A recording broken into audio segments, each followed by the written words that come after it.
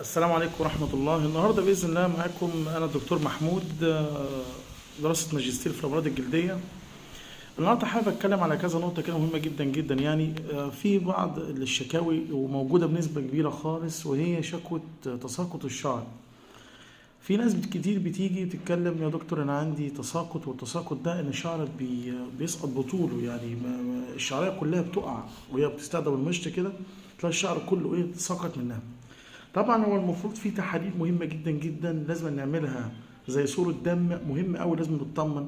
في بعض الاوقات بيكون في التهابات شديده جدا، او يكون في مشكله في الهرمونات، فبقى برضو نطمن برضو على الهرمونات، او يكون في نقص فيتامينات. فهي الاغلب المشاكل دي بيكون ناتجه غالبا دايما في البنات او في الستات، في الثلاثينات، في العشرينات، من العشرينات لحد الاربعينات كده. المشكله دي موجوده بكثره يعني.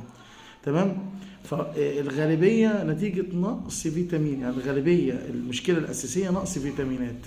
فانا انصح ببعض الحاجات مهمه جدا جدا. رقم واحد: بلاش نحط اي منتجات غير موثوق فيها، من الشامبوهات، من الحاجات دي كلها، دي بلسم، الكلام ده كله ده خالص، فرد الشعر، الحاجات دي كلها دي ممنوعه خالص، يعني غير مفضل خالص. بتجيلي بنات كتير وستات كتير لا من كتر الحاجات دي حصل عندها فراغات، يعني تحس ان هي صلع وراثي، يعني بقى باينه خالص يعني، وده حاجه مش كويسه خالص. كتر استخدام الحاجات دي على المدى الطويل لا بتبوظ الدنيا خالص معاها.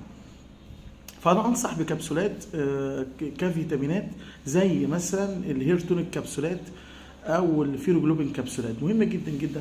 ده بديكم مثال، ما فيه زنك ترون برضو في زنك، يعني اي حاجه مسمى من الاسماء دي مهمه جدا. في طبعا بنتوجار كبسولات، بس بنتوجار كبسولات ممكن يزود انبات الشعر في بقيه الجسم، فبلاش منه. خلينا في الفيروجلوبين كبسولات او هير تونيك كبسولات، كويسه جدا يعني.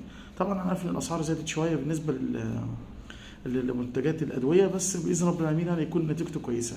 ومفيش مشكله حتى مع الرضاعه، لان برضه هي مفيد، الادويه دي مفيده برضه في الرضاعه. يبقى في جلوبين كبسولات او هيرتينول كبسولات تاخدها بعد الفطار او بعد الغداء، ويفضل بعد الغداء. ليه؟ عشان يعني مثلا بيحصل تعارض شويه مع منتجات الالبان. لو انت بتفطري مثلا في حاجه فيها منتج لبن او جبنه او زبادي كده، فلو ما بتفطريش حاجه زي كده خدها بعد الفطار عادي جدا، مفيش مشكله، كبسوله يوميا. طبعا يفضل ان العلاج يستمر لمده شهرين ثلاثه. انصح تاني برضو بلوشن كده، زي مثلا ريجو، حاجه اسمها ريجو هير لوشن. ده كويس جدا. تقسمي شعرك كده بصيلات، وقبل ما تحطي اللوشن ده يفضل تغسلي شعرك بميه دافيه، ما يكونش ساقعه، لا لو دافيه شويه سخنتيها شويه برضو يفضل. وتقسمي شعرك كده خصل خصل شويه كده، وتبدا تحطي اللوشن ده مرتين في اليوم.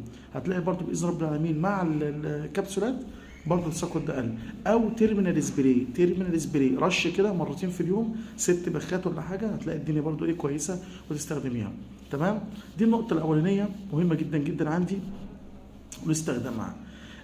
حابب اتكلم برضو على نقطة مهمة جدا برضو تاني، وهي نقطة الحبوب اللي موجودة في اللي هي حب الشباب، يعتبر موجودة في سن مثلا 15 سنة وانت طالع، او 14 سنة وانت طالع، وكومن قوي وكتير قوي بتكون موجودة في البنات لحد 25 سنة. في بعض الاوقات بتبقى ممكن نلاقي ان اكبر من كده شوية، وبرضو موجودين حب الشباب ده.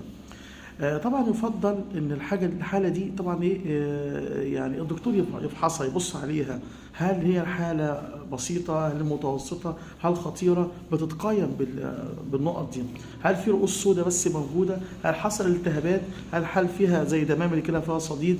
بس اهم نصيحه احب انصحها في النقطه دي: بلاش نلمسها، بلاش كل شويه نحط ايدينا عليها ونقرب ليها لا بلاش خالص، بلاش. لان دي لو فيها بكتيريا وعملت صديد، حبوب صغيره جواها صديد، هتبدا تنتشر، بتزيد في وشك، كل ما تلمسها كل ما تنقل لمكان تاني، فتلاقي وشك كله انتشر. ويفضل لو ما كانتش حبوب سوداء بس، رؤوس سوداء بس، دي بسيطه مش مهم قوي ان احنا ناخد مضاد حيوي. بس لو لقينا ان في زي جواها زي صديد كده او ماده بيضاء كده ولا حاجه، ده يفضل مضاد حيوي لمده اسبوع، مهم جدا جدا جدا. طب انصح بايه؟ استخدم صابونه يا دكتور؟ مش مضره الصابونه، مش مضره ومش معاليه، ما بتعالجش بس برضه كويس. طب استخدم كريمات على الوش؟ لا، في بعض الاوقات بيكون حب الشباب نتيجه استخدام الكريمات انت بتستخدميها زي فيها كورتيزون او حاجات التفتيح، بتطلع لي حاجه زي كده، بتطلع لي حبوب، فبلاش الادويه دي خالص. استخدم مثلا غسول كويس جدا زي مثلا صينوبار غسول، ستارفل غسول. استخدم معاها مثلا دبالين جل، حاجه برضو للحبوب بتحط على مكان الحبوب بس، ويفضل مره واحده ولا حاجه، هتلاقي الدنيا كويسه. ما كترش بقى، يعني ما كترش. لو حصل التهابات بقى ووشك احمر خالص، ممكن تستخدم مثلا ايه برجازون كريم مرتين في اليوم كده لمده اسبوع، ما تزودش عن كده. او فيوسي كورت برضو هتلاقي الدنيا كويسه جدا برضو، مره او مرتين لمده اسبوع، ما تزودش زي عن كده لو وشك ايه فلاشد قوي كده ومحمر ولا حاجه زي كده. تيجي لي برضو بعض البنات او بعض الستات بقى، يعني ممكن فوق ال 40 سنه، في طبعا ايه هالات سودا كده تحت العين. يا دكتور ايه ده؟ برضو ممكن يكون نقص فيتامينات، جفاف في الوش. البشره لازم تشرب ميه كتير طبعا، مهمه جدا جدا. ممكن نستخدم بقى حاجات ايه تفتح الاماكن دي، زي مثلا بيبانسين كريم، زي تريتو سبوت، حلو جدا برضو، مره واحده بالليل ولا حاجه، هتلاقي الدنيا برضو كويسه على المدى الطويل. لو حصل تقشير ولا حاجه عادي جدا ما تقلقش، ممكن احط بقى مرطب زي مويست 1 كريم ولا حاجه، او اي مرطب عندك، هتلاقي الدنيا كويسه خالص. انا اتمنى لكم ان تكونوا صحه جيده وصحه سليمه، وتحت امركم في اي استفسار، وتشرفونا على القناه دي طبعا. واي استفسار انا حبيت اطلع ضيف شرف في القناه دي، لان القناه فعلا كويسه جدا جدا ومحتواها كويس. وشكرا لكم، والسلام عليكم ورحمه الله وبركاته.